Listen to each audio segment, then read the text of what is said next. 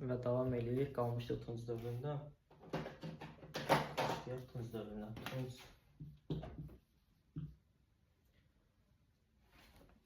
Demişdik, Tunc 3 yerə bölünür. Erkən Tunc, Orta Tunc və Son Tunc Təmir dövrü. Aha, burada maraqlı bir şey var. Biz Tunc dövrünün başlanğıcında misin içinə müxtəlif metallar əlavə elədik. Mərgümüş, qalay, nikel və beləliklə daha sərt bir metal əlimizə keçdi. Bu da Tunc adlanır. Tunc 3 yerə bölünür. Erkən, Orta, Son Tunc. Başlayaq Erkən Tunc dövründə. Erkən Tunc. Nə vaxt davam edib? Bədən əvvəl 4-cü minilliyin ikinci yarısından 3-cü minilliyin ortalarına qədər. Bu dövrdə xeyli şey olur. Ən birinci ictimai əmək bölgüsü. Bu ictimai əmək bölgüləri tez-tez çıxır, ona görə üstünə çox təminat lazımdır. Bu nə oldu? Əkinçilik maldarlıqdan ayrıldı. Əkinçilik maldarlıqdan ayrıldı. Sonra ana xaqanlıq dağıldı, ata xaqanlığı yarandı.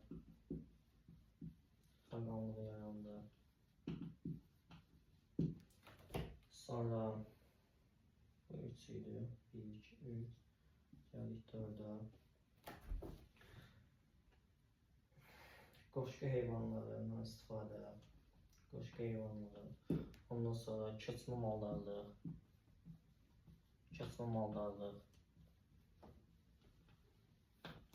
Bunların hepsi burada yaranır. Ata xaqanlıq, qoşqu heyvan, köçmə maldarlıq. Sonra tayfalar yarandı. Tayfaları ağsaqqallara da ayrıldı. Baxın, qəbilələr ana xaqanlıq dövrünə yaranıb. Ona görə qəbilə icması deyirlər. Yəni üst paraleldə ancaq tayfalar Erkən Tunc dövrünə yaranıb, bunu yaddan çıxartmayaq. Ölü yandırma ilə bağlı müxtəlif adətlər. Məsələn, kollektiv dəfn və ölü yandırma.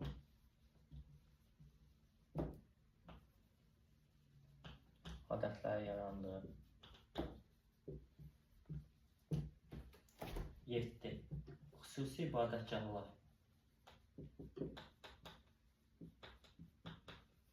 Bunu yaddan çıxarmayaq. Xüsusi ibadətgahlar hansılardır? Xaçmazda Sərkərdəbə, Qazaxda Baba Dərviş. Bunlar ən çox istəsədə istifadə olunanlar bunlardır. 3-cü minillik, əvvəl, birinci ictimai əmək bölgüsü, ata xaqanlıq yanında qoşqu. Bir yansını yazaq. Burada 8 xış yanıldı.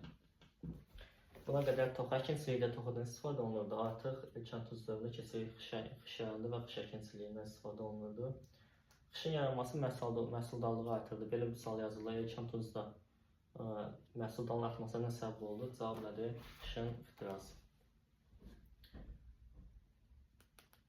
Və dediyim kimi, ən axırda kollektiv dəfn, ölü yandırma adətlərindən sonra ölülərin kənarda, evlərin uzaqda dəfn edilməsi. Bunu yadınızda saxlayın. Erkən Tunc dövründə biz deyirik ki, ərazi mədəniyyəti. Niyə? Çünki Kür ilə Araz çayı arasında çoğalıqda öyrənildi bu mədəniyyət. Bundan da bitdi. Keçirik Orta Tunca, az qalır, biraz da səbirli olun.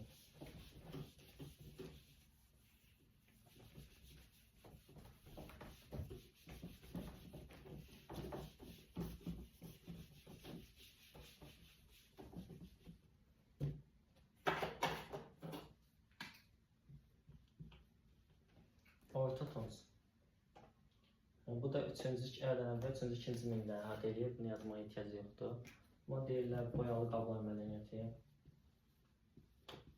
Deyəcəm niyə deyirlər boyalı qablar mədəniyyəti. Çünki biz dulçuluqda qablar istehsal edirik, ancaq onu boyamağa nə vaxt başladıq? Orta Tuncda.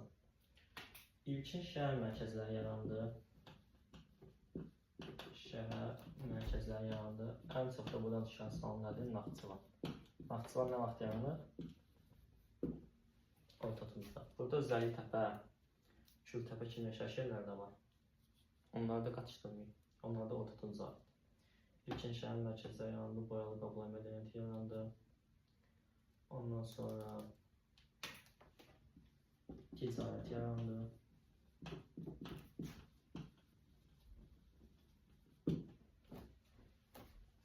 Bakın neolit'te demiştim.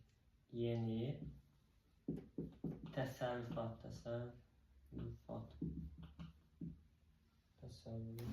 Burada bir dənə var təsərrüfat. Sahələri yarandı. Hansılardır? Bağçılıq, bostançılıq, üzümçülük və şərabçılıq. Şərabından hazırlanır üzümdən. Bunun denizə əzbərətsəz elə bəs eləyir yaddaşımdan. Bağçılıq, bostançılıq, üzümçülük, şərabçılıq. Baxın, yeni təsərrüfat sahələrdə bunlar. Dediyim kimi, yeni sənət sahələri deyil. Sənət sahələri qaldı neolitdə. Ticarət yarandı və gəldik digər bir məsələyə. Tayfa ittifaqları sözü gördünüz. Orta tunuz götürün. Tayfa ekantunuz da yanmışdı. Tayfa ittifaqları deyil deyə. Orta tunuz. Tayfa ittifaqları yarandı. Boyalı qablar mədəniyyəti, ilkin şəhər mərkəzləri, ticarət, yeni təsərrüfat sahələri, tayfa ittifaqları. Burada başqa nəsələr qalmadı məncə. Və keçirik sonuncuya. Son tuz ilk dəmir dövrünə keçirik. Enolitdə bir dəyişik demədim. Əgər görsəz ki, yazılıb ki, ovçuluq və yığıcılıq ikinci dərəcəli sahələrə çevrildi, onu götürürüz enoliti.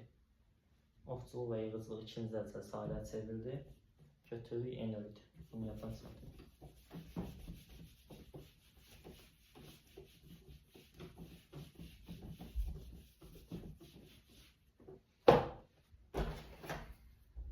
Son tunus ilk dəmir dövrü. Son tunus ilk dəmir dövrü. Bu da əhatə edir. O birisilər minilliklər də bunu ətraflı çevirlər.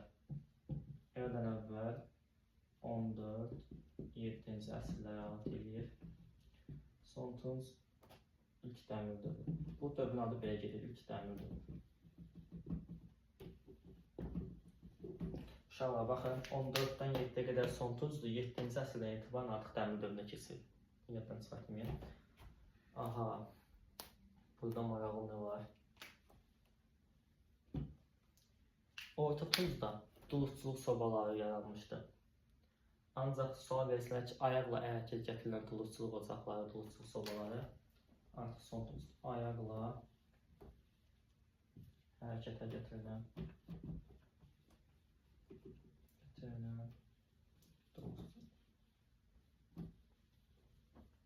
aləti yazılır.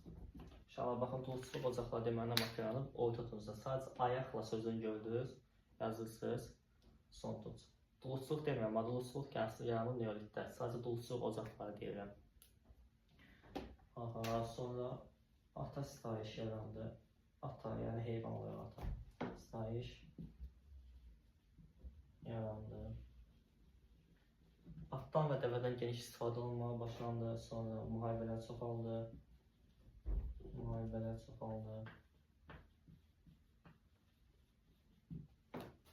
Buraya yazılır artıq iri tayfa ittifaqları yarandı. Baxın, tayfa ittifaqları, iri tayfa ittifaqları. Erkən tunc, orta tunc, son tunc. Belə yazıcı saxlaya bilərsiniz. İri tayfa ittifaqları yarandı. Son dəqiqələrdə bitirilir, səbirli olun. Deməli, burada müharibələr çoxaldı deyən oldu. Müharibə çoxaldısa, hər başçıların hörməti avtomatik qalxır. Ancaq bunlar tayfa başçıları vəzifəsinə qalxdılar və ondan sonra hakimiyyət irsi keçməyə başladı. Bunların qəbirləri digərlərindən çox fərqlənməyə başlandı. Sual verir ki, Azərbaycanda deməli, sosial təbəqələşmənin aydın görsəndiyi qəbirlər. Bir Boysunludur, bir də Sarıçovandır. Oğuzda da Kərimli qəbir var ki, bu da bizdə sosial təbəqələşməni aydın şəkildə göstərən qəbirlərdir. Bunlar elə bilin ki, tayfa başçılarının qəbirlərdir və həddən çox əşya var orada. Digər qəbirlərdə isə demək olar heç nə yoxdur. Avtomatik bilinir ki, bu hansısa bir varlı, imkanlı adamın qəbiridir, bu isə kasıb adamın qəbiridir. Sosial bərabərsizlik zat bu deməkdir, varlı kasıb deməkdir. Burada maraqlı qaldı. Son tuncun ən əsas şeyi aşırı hökmdarı Adad Neravinin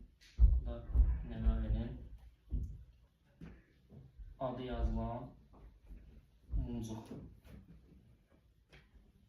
Deməli, bu muncuq bizdə Xocalı tapılıb Qarabağ arasında. Aşı hökmdarda birisi də aşı Mesopotamiya aiddir. Gəlin daha dəqiq deyək, Mesopotamiyada iki çay arası da günümüzdə arası İraq arasında düşür. Ora Orta Şərq deyirlər, Yaxın Şərq deyirlər. Sual belə verilir. Azərbaycanın Yaxın Şərqlə ticarət əlaqələrini göstərdiyi abidə hansıdır, tapıntı hansıdır? Nə yazacağıq? Xocalı tapılmış, üstündə aşı hökmdarı Adad Neravinin adı yazılan muncuq. Muncuq belə yadınızda saxlayın. Tamam. Sual belə-belədir. Azərbaycan iki çay arasının əlaqəsini göstərin. Yəni Azərbaycan Mesopotamiya əlaqəsini göstərin. Azərbaycan Yaxın Şərq əlaqəsini göstərin və yaxud Azərbaycan beynəlxalq ölkələrlə ticarət əlaqəsi saxladığını göstərin. Yəni sualı fırladı belə-belə yaza bilərlər. Hamısının cavabı eyni şeydir. Bu kişinin adı yazılan muncuq. Bundan sonra artıq ibtidaizmə quruluş dağıldı. Çünki həddən artıq varlı kasıbların sayı çoxalmışdı. Biz də ibtidaizmə quruluşa nə demişdim? Hər kəs bərabərdir, varlı kasıb söhbəti yoxdur. Amma artıq belə bir məsələ yarandı, ibtidaizm cəmiyyəti dağıldı və yerinə nə yarandı? Quldarlıq. Bugünkü dərsimiz bu qədər. Gələn dəfədə erkən tayfa ittifaqlarını və yaxud indiki adı ilə erkən dövlətlərimizi izah edəcəm, Kutelulu biləri. Sonra da mütəxir keçərik yəqin ki.